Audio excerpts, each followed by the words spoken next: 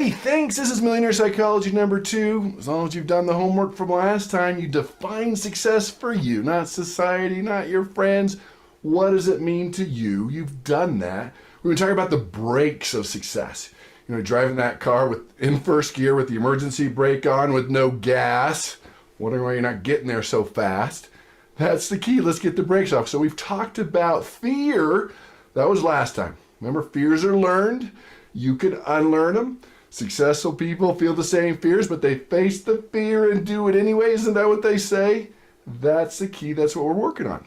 Today, we're going to talk about failure, that just because you fail, it doesn't make you a failure. That's critical. Did you catch that? Everybody fails. In fact, when you look at successful people, millionaires, they have more failures than successes. Ask any one of them. That's just how it works. That's how the game works. Remember, success is an open book test. That's one of the answers. Yeah, you might fail more than you have successes. That's okay. Now, that might not be motivating to you, but it should inspire you to think, okay, everyone has failures. Doesn't make you a failure. What it does is gives you a learning opportunity to become better. You look at Steve Jobs, right? Apple computer. He's got his list of failures. Not everything they did at Apple was successful. In fact, his greatest failures are the Apple Lisa, the Next, Apple III, 20th anniversary Macintosh, Power Mac G4 Cube, Mobile Me. A lot of those I haven't heard of because they failed. But he has his list of failures just like anyone else. My favorite, probably because I always did reports on him growing up in elementary school, is Thomas Alva Edison, inventor of the light bulb.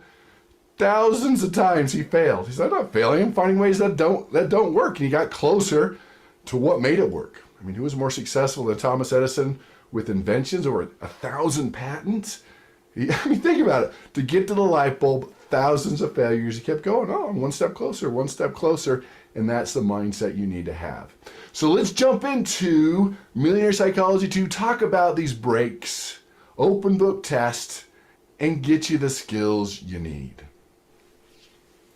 So we talked about, it's an open book test. The answers are there. This is the mental aspect of the game, the most important aspect of the game that we'll be diving into as we can talk about the skills of successful people, of a millionaire. Remember the formula. Start thinking, acting, and doing what other millionaires do. It's that simple. Fill in the blank. Whatever your goal is, find other people that are doing it. If other people can do it, you can do it.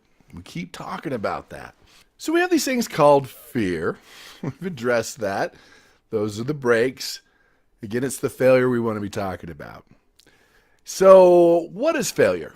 So first of all, fine line between failure and success. There are plenty of stories where people just almost made it. If you read the book Think and Grow Rich, Napoleon Hill, you have access to those audios on successmoneyfoundation.org for free. They dug and just gave up. And then the next person who bought it, they missed it by, I don't remember what it was, a foot or two. So winning is all about losing, meaning there's going to be few failures, few losses along the way. That's how it is. We're going to hit a few brick walls. We have to prepare ourselves for that. But every time you fail, it's like you're planting another seed for success. So it happens. A lot of people are so paralyzed that they might fail. They do nothing. When you do nothing, you're going to fail anyway. We have to learn to grow from our failures. You need to make sure, as Napoleon Hill talks about, you have that burning desire. You just want it so bad. I could wake up at 3 o'clock in the morning and you want it. That's going to be bigger than your fear. It will erode your fear away. Neglect compounds itself exponentially, meaning I don't want to do it. I might fail. What if it doesn't work out? Then it just compounds itself. It grows bigger and bigger. It's like a bad fungus, right? It just goes bigger, or mold. If we neglect it, that's what's about. When we don't try and we don't do anything, what if we fail? Remember, every time we fail, you're a step closer to success. That's how you need to look at it. I love how Robert Allen looks at it, that when you're doing real estate and you're writing offers, most people will say no. But if you write 20 offers and one's accepted and you make $20,000, so that's the key. So you're like, oh, every no you get's like someone paying you $1,000. That's how you need to think about it. That is the key to success. And I love what George Adair said, everything you want's on the other side of fear. Isn't that a great saying? All right, got to face it. See, most people don't plan on failing. They just don't plan on succeeding.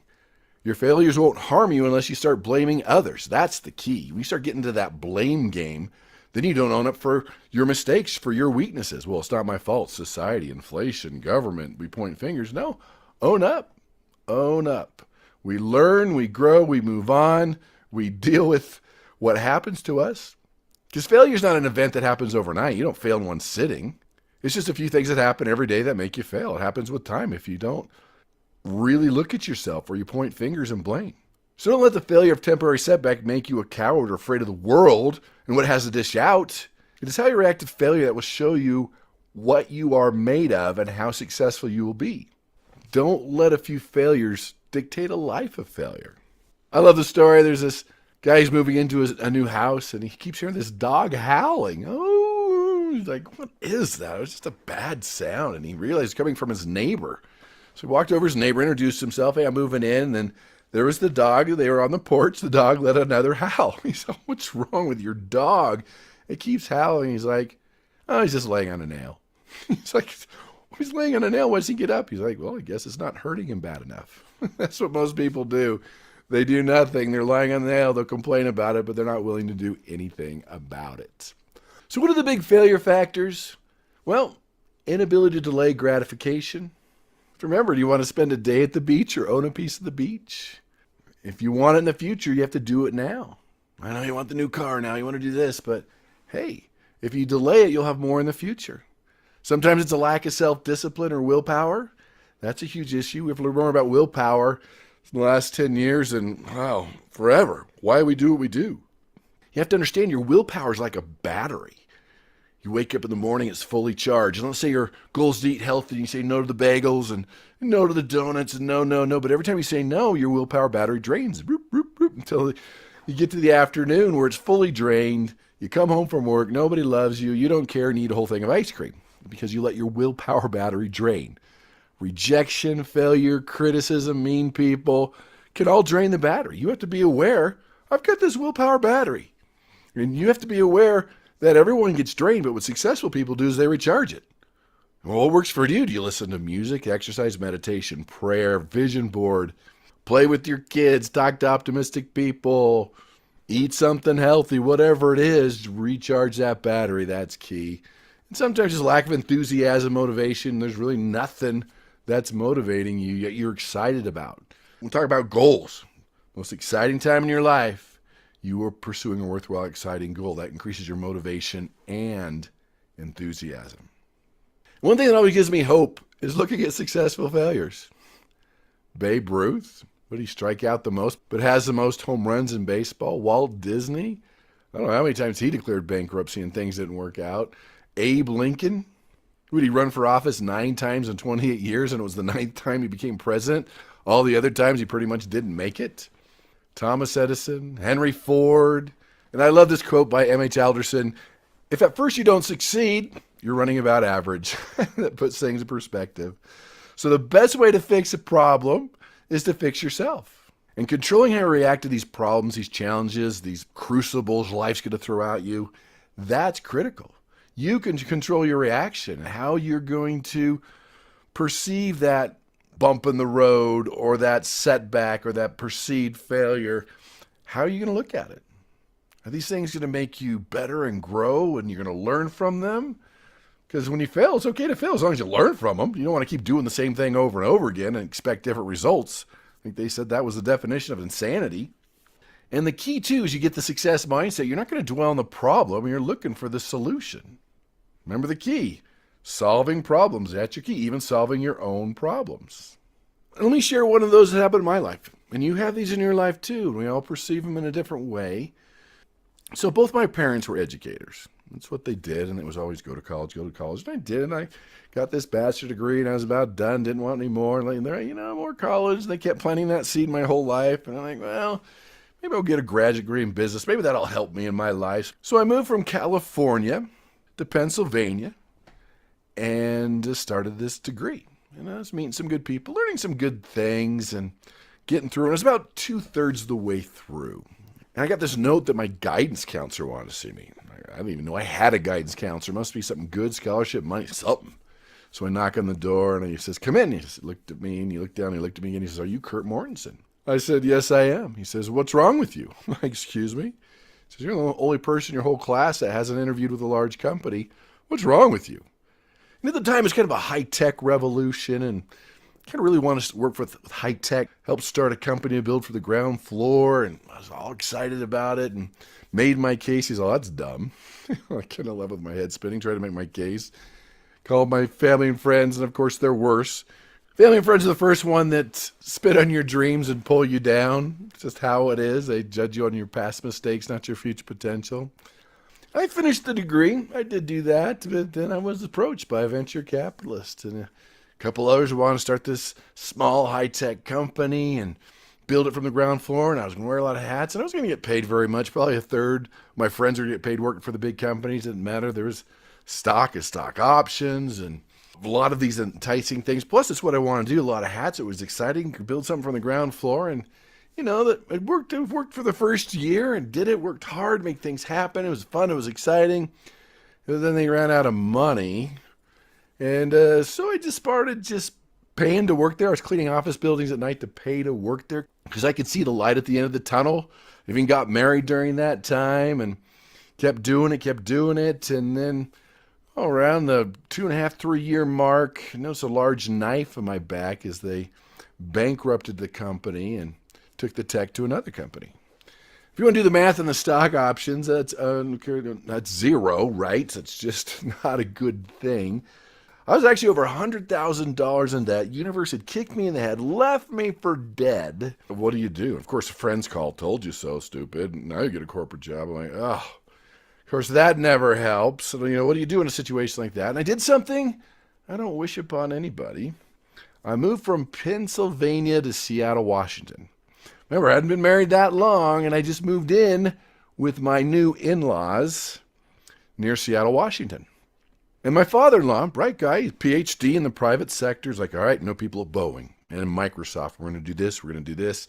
And I politely said, it just didn't feel right. It's not what I wanted to do. I politely said, no, thank you. Appreciate it, though. And which quickly labeled me a loser. All right? They're talking to my wife, you can get out of this thing. Still married, same person, by the way. And it was tough. It was rough. And it was one of those failures, one of my big failures of my life. Let's fast forward. I've paid off that debt. And I look at that experience. It was painful. I mean, you talk about a big piece of humble pie to move in with your in-laws. That's probably like eating 3 humble pies. And, the negative comments and why'd you do this and when you should do this. And, I look at that experience. That experience is priceless. So valuable to me. It taught me the desire, drive, motivation, the things that I needed to learn to take my life and my income to the next level. Yeah, it was expensive. Yes, it was hard. Yes, it was humbling. But we call those crucibles that define you. Because when you go through the same thing, when you have an experience like that, is it going to make you a better person or a bitter person? You have enough bitter people in your life. Why me? I don't know. Why not you? It just happens. We can't control a lot of things. Things happen. So when you face these things, you face a failure, becoming a better person, and a bitter person. Does it make you grow, or is it going to give you grief your whole life? Is it going to make you the lifelong victim or give you a victory? You see what we're saying here? That's the key to becoming a successful failure. It happens. There's crucibles. You have your story. And even if you're going through it right now, is it going to make you better or bitter? You have to think about that. That is the biggest key here with failure. You're going to have some. It's how it is. Now, the good news is when you mentor and go through these courses, we're reducing your failure. You might still have a few. You won't have as many, but that's just how the process works. That's how we find success. And so the other thing I want you to be careful of is your loser's limp. So what is your loser's limp? It's basically your pre-excuse for failure. When people get up to public speak, I'm not a good public speaker, I'm not prepared, I'll just see what I can do. You're giving yourself excuse before you've even started that it's okay to fail. They do it to save face, but it's known as a loser's limp. Why a loser's limp in sports? Something magically happens for the game. When you start limping, you hurt your leg, you pull your muscle before the Olympics start, things happen. It's a mental thing for a lot of things, so it's a loser's limp. So you start limping, something happens right before the big race, and that is definitely a challenge. So that's the loser's limp. A lot of people have it, that pre-excuse to fail. You don't want to do that. You don't want to have that loser's limp. You know, I'll run half marathons with my sister. She's a marathon runner, and it's interesting. You list the people ahead of the race. Here's the loser's limp. Oh, you know, my knee's been acting up, my ankle. I didn't train, and I didn't eat well. You know, I've done this. They haven't even started the race. They've given themselves a reason, an excuse to quit. That's not how it works. And that's the key. When you really believe it, when you can really see it, excuses don't matter. You're going to do it. Excuses don't matter. You're going to do it. I'll give you another racing example. I'm running a race, and I'm visualizing the finish. That's my goal. I'm going to do it. Visualize finish, going to do it. And about halfway through, I slip and hit the ground, skin my knee. It hurts, blood everywhere. I've got a great excuse to quit. Now, when you've seen the finish, you're going to go. Who cares? Let's get it done. But if I haven't seen it, that's a great excuse to quit. If I haven't visualized the finish of that race. So the other piece of loser's limp is known as learned helplessness. It comes from Dr. Martin Seligman. He does a lot with learned optimism, but the opposite is learned helplessness. And we have it as humans. We have it bad. It's when we look at the animal kingdom. If you take a baby elephant and you put the stake in the ground, big chain, tries to escape, it can't. Put the chain around a tree, tries to escape, it can't. By the time they're older, you could put a flimsy little rope around a tiny tree. They could break the rope, break the tree at any time, but they don't even try. That's learned helplessness. We got to be careful that we don't. So everything you try for the first time might not work. Right? Just because the first time you golf or public speak or sing or whatever it is, things don't work perfectly the first time. You don't want to develop a loser's limp. Oh, I tried it once. That's what drove me crazy teaching real estate seminars, multiple streams of income. Well, it doesn't work. I'm like, it didn't work for you. Look at the thousands of people over here it's working for. They try a couple things, it didn't work. You could even put fleas in a jar, right? And they jump, you put the lid on, they jump and hit the lid, but they start just jumping high enough so they don't hit the lid. You take the lid off, they keep jumping and they never escape because they've trained themselves. That's as high as they can jump, even though they could escape at any time. Another example, fish tank with a barracuda and minnows. Barracuda's a big fish that eat minnows, right? It eats them, but then they put a partition between them. Minnows over here, barracuda over here. This barracuda sees them, hits the glass partition with its, nose, snout, whatever it is. Eventually just gives up. They remove this glass partition and these minnows are bumping into the barracuda and the barracuda starves to death. How crazy is that? But we do the same things in our lives. That's the thing. So do your homework. What is your loser's limp? What have you tried a few times and given up on? Hey, if other people can do it, you can do it. That's the key. We're learning to overcome fear. We're learning to deal with our failure. And we're learning to be flexible. Here's a fable for you. The reed, they grow in the water, and an olive tree. So the olive tree's on the bank, big old olive tree, and the reed's in the water. And the olive tree's like, you're so flimsy, you just go back and forth, the wind comes. I'm a strong tree, and the wind can't do anything to me. And they go back and forth and talk about who's more flexible, and here comes a big wind, and you know what happens, and it bends the reed all the way over, and it just blows it down, but then it pops right up. But the olive tree was so rigid that it broke off a big, huge branch. So you can't be rigid. You have to be flexible when you get to the point of success. Might not work the first time. Okay, try something else. Try something else. That's what successful people do. So what is your loser's limp? What is your pre-excuse to failure? Or what is your learned helplessness? What have you tried a couple times and given up on? Those are the key things we want you to work on. Do your homework. It makes a difference. This is Millionaire Psychology too. So do your homework, become a better person, become more successful, increase your wealth, and you know the drill. Go out and make the world a better place.